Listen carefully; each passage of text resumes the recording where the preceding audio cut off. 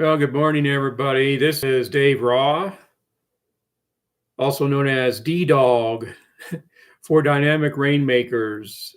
And today we're going to start getting into this series about becoming an independent courier uh, and what you may need to get into this business. So, what I'm going to do is talk about how I really got into this. I found myself unemployed, as many people did back in the COVID run. And it was because of a contract I was on. It was a 9 to 5 job. Contract came to an end, and the company I was working with unfortunately lost the work. So I started thinking about, well, what do I like to do? I know I like to drive. I had been doing things like Uber and Lyft and some of the food delivery services and things of that nature for a while. And I thought, well, should I go back into that? Because I was doing that as just as a side job. It wasn't really doing that much of a way of an income. But I thought, okay, well, maybe I can find something to expand on that'll be a little bit more robust in the way of an income, a little bit more stable if there is such thing as stability. I had been on YouTube and the internet, just searching around for things, and I came across some other channels on what was called expediting, and that's using a Sprinter van or something similar to that for doing over the road deliveries of goods. It's usually freight of some kind. It can be big loads, small loads, whatever. And that takes you across state into other areas, even across the country. I thought, okay, well, maybe I'll check into that. At that time, I didn't really have a true vehicle to use other than my Jeep Wrangler 4-door. It's not really going to work out too good for that. But I looked into it and started researching what the requirements were. And I was also looking into what they called hot shot. And that's using usually a pickup truck of some kind along with a trailer, 40 to 42 foot trailer. I did have a truck, but it was only a Dodge 1500. That wouldn't be really enough to actually be a true hot shot. But what I did find out is that I could do small loads just using the bed. I found some apps out there on the internet like Good Guys and Dolly and some other things. Signed up for those and started doing things with a pickup truck, delivering furniture, setting up and assembling furniture, also helping with moves. Some of this stuff was long distance. It was up in Denver. Some of it was between Colorado Springs and Denver. Some of it was between Colorado Springs and Pueblo. The problem with that is it's not regular. You don't know if you're going to get work or not. They used to have it set up so you could actually say you were available for the next day, but they took that capability away. So thinking, okay, well, this isn't working out too good, but it is bringing in some money. So I thought, okay, what else can I do? I mean, I have this Jeep, I have this truck. And I started thinking, okay, well, what other kind of jobs can you do with vehicles like that? And I thought, well, let's see. I put in Jeep driving work, delivery work, same thing with a truck. And I came across a listing on Facebook jobs for independent couriers.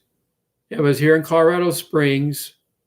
At that time, they were looking for people that could help out with picking up COVID samples from various locations and taking them back to the main office, and also picking up the COVID vaccine and taking that to various parts of the state. So I thought, okay, well, I'm going to check into this. And Went in, filled out their basic application, and got some more specifications about what I really needed to do this job. And I said, well, what you need to have is your own business entity of some kind, an EIN number, which is like a social security number for your business, and basic automobile insurance because you're driving your own vehicle and occasionally their own.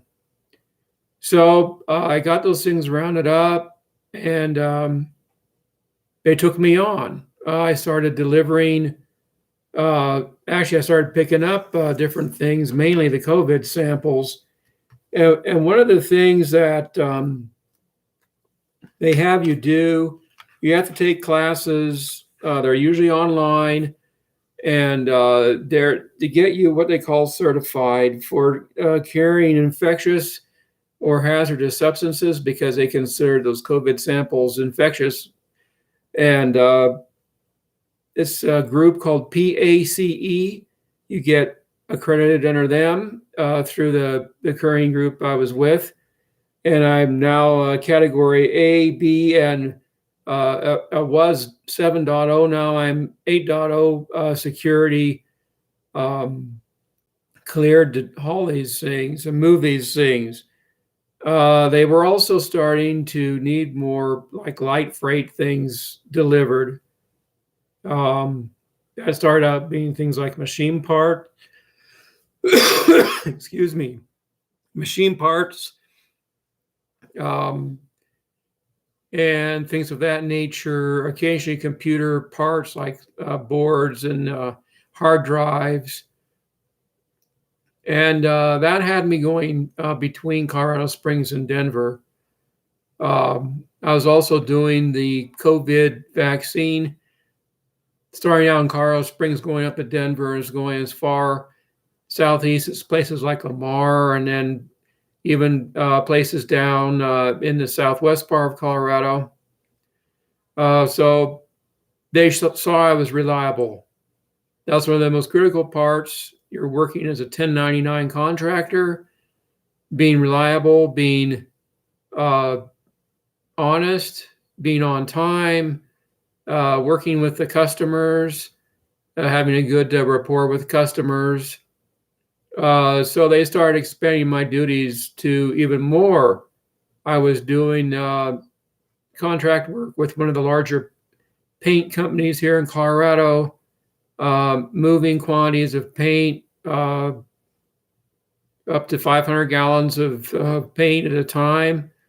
That was a lot. It was really putting a strain on my vehicle. If it was beyond a certain point, they would let me use a company van. And then after that type of work, I showed I was reliable. They helped me get what's called a TSA STA approved, so I could pick up and deliver small air cargo shipments. So that got me going to the different airports there in Colorado Springs. And, they have one, and also going up to Denver.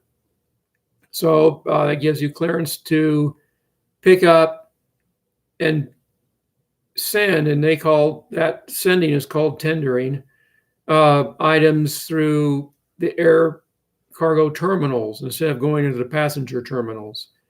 So it gives you that extra advantage of having that type of clearance. So that's basically how I got started. Now, you come in as a 1099 worker. Actually, it's your business is hired on. So you're responsible for taking care of all your own taxes and your own bookkeeping and things of that nature under your company name. That can be quite a bit. The other thing I found is that I do like using my Jeep for my own personal use. It's putting quite a bit of a toll on my personal vehicle. Now, what you can do if you want to, you don't have to, you can go out and get a secondary vehicle, like a small cargo van, say like a Dodge ProMaster City or something in that category. Get it used, don't get it new. Get that set up under your business, not as a personal vehicle, and take it from there. But I really suggest that you just use your own vehicle, regardless of what you have. It will limit how much you can carry, but I'm using my Jeep 4-door hardtop Wrangler. Uh, it has a lot of cargo space in the back when you fold down the back seats. I haven't used my truck for anything of this type of conveyance yet. It's kind of expensive, especially with the way the gas prices are now. So you need to have a vehicle that's not only reliable but gets good gas mileage. Right now, what I have is my Jeep, so it gets relatively good gas mileage. It gets about 21 miles to the gallon out on the highway, but you got to be prepared for putting a lot of miles on your personal vehicle, and that's not only miles but maintenance and other things that come along with that. And because of the type of couriering work this is, you have to be prepared to go to any part of the state. So that could be out on the plains, up in the mountains, a mix of those two. Some of the places I've delivered to are more rural or more mountainous. So having that Jeep does work out better. So those are things to take in consideration. Now, something else that you're going to have to keep in mind, you're going to have certain pieces of equipment. For this medical couriering work, the company suggested that I got my own coolers, soft body coolers, and dedicate specific ones just for carrying the samples in. That's can be a business write-off, an expense. So that's something to keep in mind. You're also going to want to keep in track of your mileage for write-offs and also your gas costs. So in all of this, what happens is that the particular group I'm with right now, there's a 60-40 split non-exclusive contract.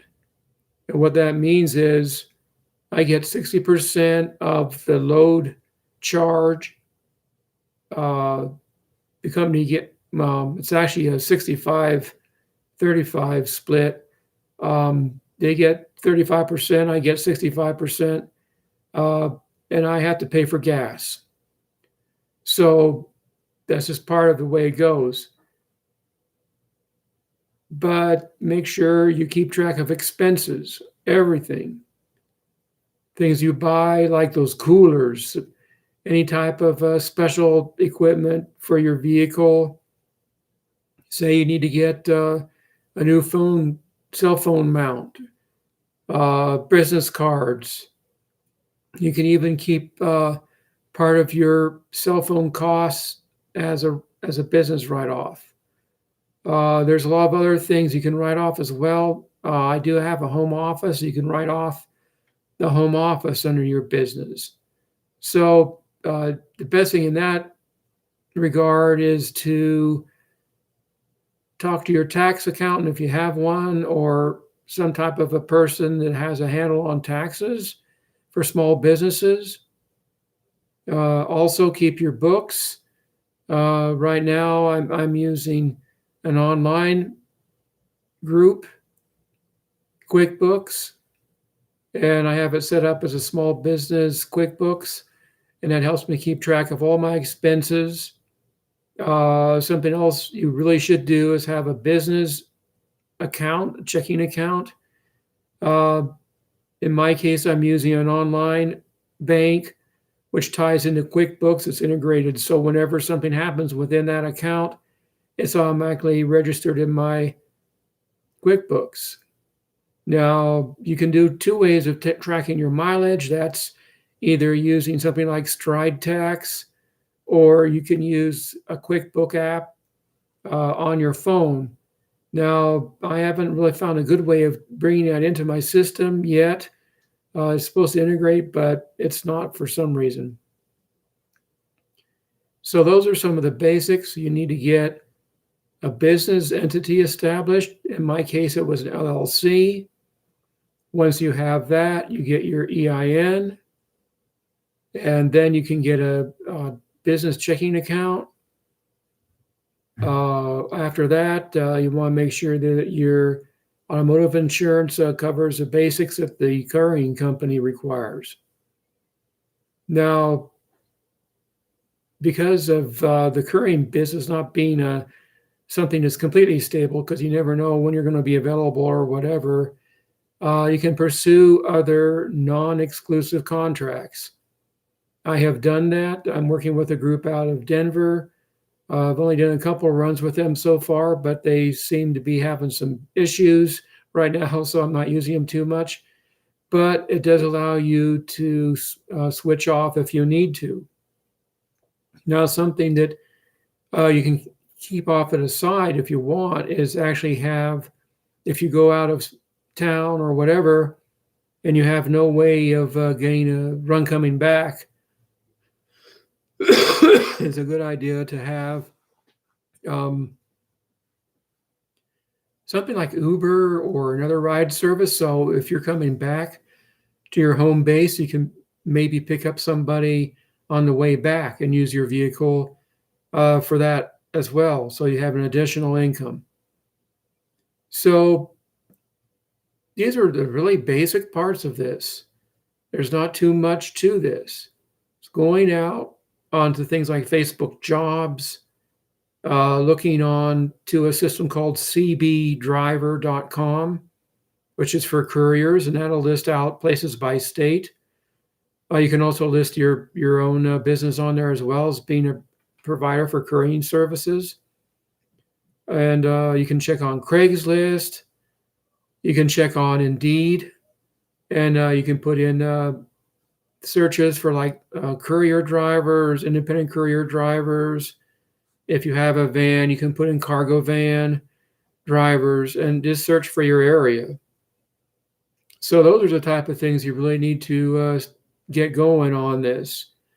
As you know, most of my videos on here are just showing what I do on my drives. I'm mobile during those things.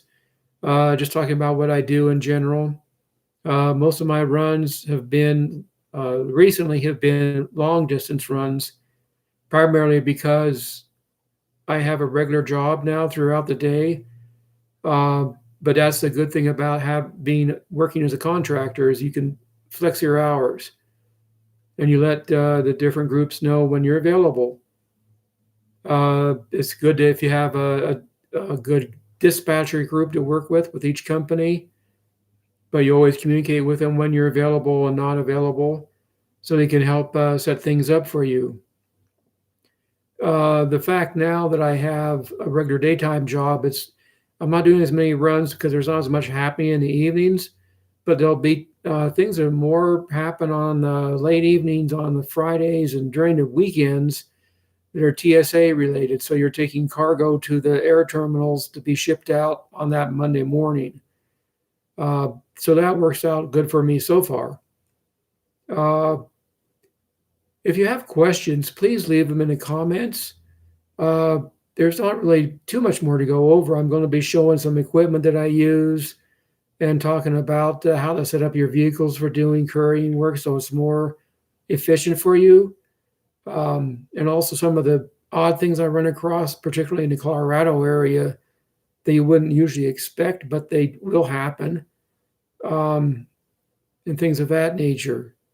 So I appreciate you listening to this very first basic video, and I hope to be talking to you soon. I'll be talking to you later, guys. Bye.